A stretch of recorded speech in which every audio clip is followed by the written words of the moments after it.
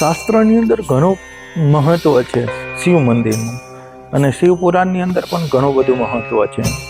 શાસ્ત્ર એવું કહે છે કે શિવ મંદિરની અંદર કાયમી તમે શિવજીનો અભિષેક કરો, દૂધનો અભિષેક કરો, અને ઘણા બધા પ્રોબ્લેમો આપણા જીવનની અંદર નવગ્રહને આધીન કુંડલી છે, તો નવગ્રહને આધીન જે કુંડલી છે ને આપણું, એ બધી જ વસ્તુ શિવજીને અભિષેક કરવાથી દૂર ચાલી જાય છે, અને આપણા નવગ્રહ પણ શાંત થાય છે શિવજીના અભિષેકથી.